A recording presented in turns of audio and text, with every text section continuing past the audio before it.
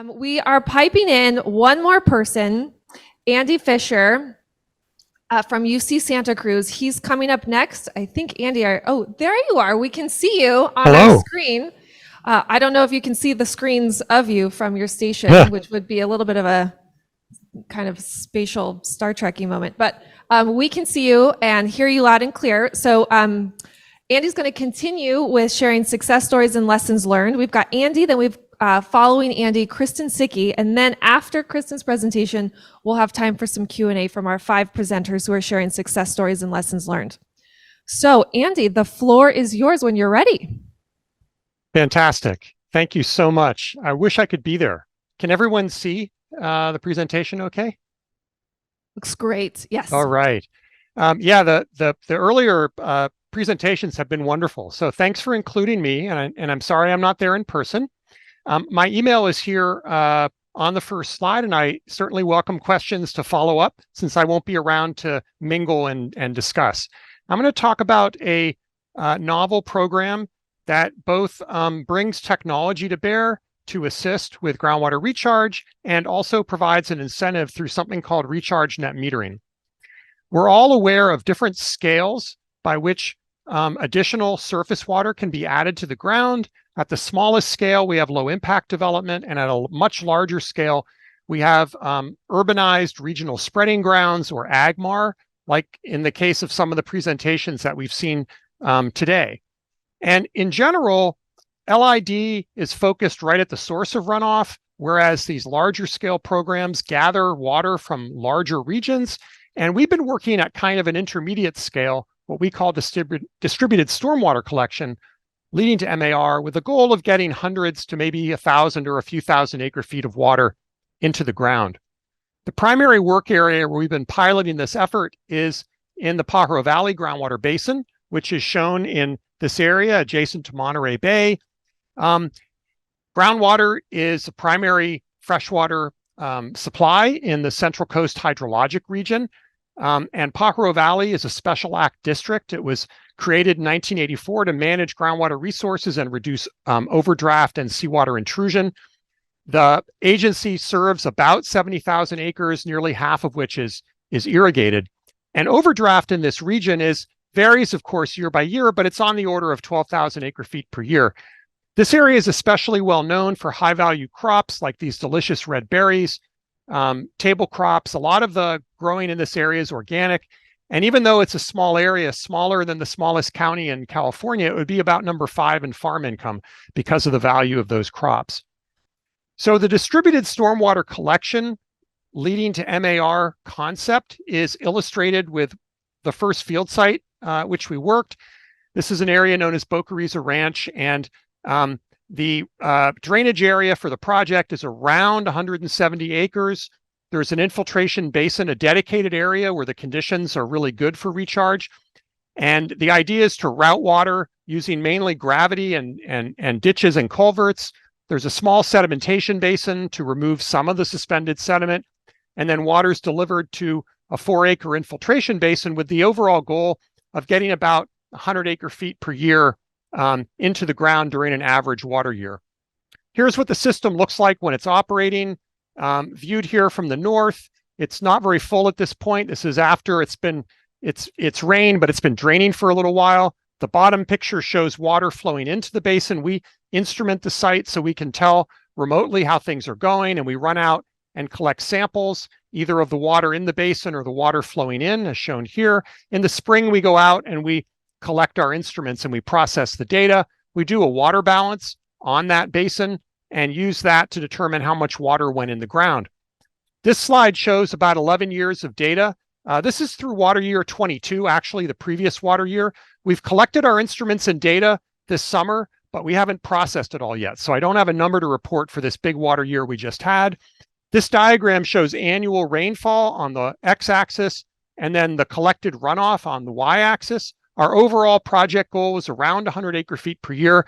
When we started work here, it was the first 3 years of the drought, so conditions were relatively dry. But if we leave those years out, for the subsequent years, we've averaged around 100 acre feet per year, so we're hitting the overall target. It's a pretty high runoff ratio for this area, which is in agricultural development. So it sheds a lot of water when it rains. It's also interesting to note that water year 15 was during a drought, but we still hit our goal. Most of the rain that year fell in 1 week, and most of the rain that week fell in one afternoon. It's these very intense events that can really benefit from projects like this.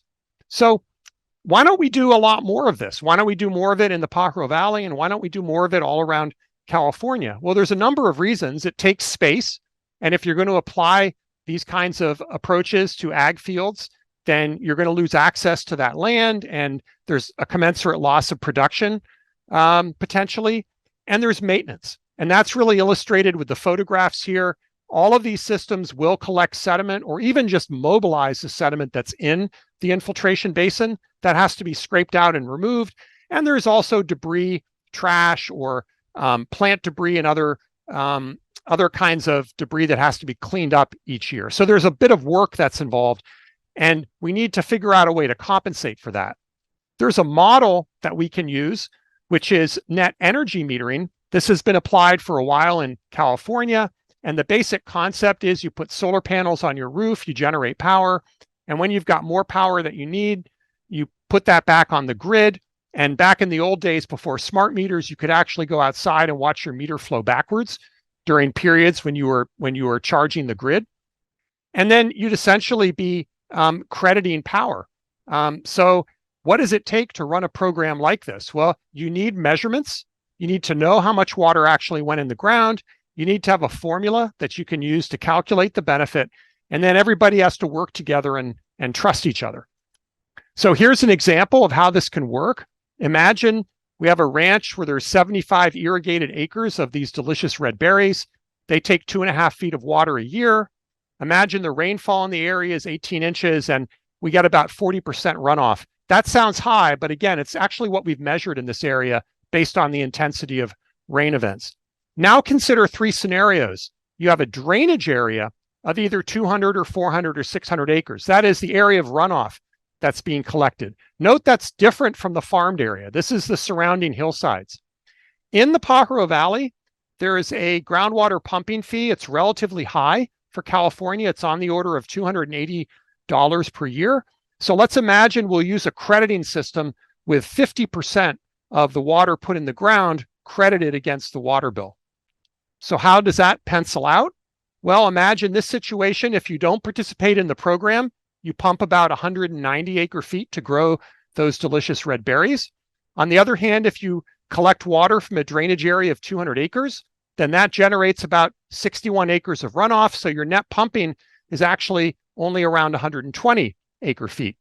And if you drain water, collect water rather that's coming in from 400 to 600 acre feet, actually the runoff is so great that you can collect that your net pumping is negative in this situation. So there's more water going in the ground than actually is being removed in order to grow the berries. And the effect this has on terms of water cost for a grower who doesn't participate, the net cost here is around $53,000 a year for water. For the grower whose property collects drainage from 200 acres, the net water cost has gone down. It's about $35,000. And if you drain 400 acres, the water cost is down to $17,000. And for a farm that drains 600 acres in this case, after pumping water and growing the berries, the rebate is large enough that the grower actually gets a check for $1,250. So not only do they not pay for water, but they're actually getting paid in order to get all of this additional water put back in the ground. This program has now been operating in the Pajaro Valley for some years. And we had a study that was done, a cost-benefit analysis that was published last month in Nature Water.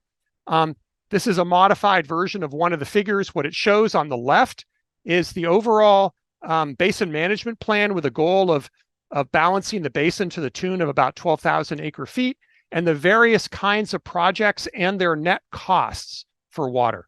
On the right-hand side are a variety of additional projects that could be developed in the future, including things like desalination.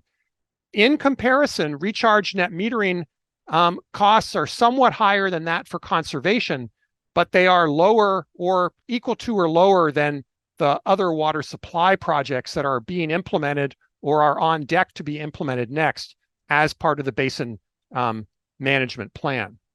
So in this area, at least, the cost benefit analysis shows that recharge net metering is cost competitive. It's interesting to consider whether or not that would be the case in other areas where water charges aren't nearly as high.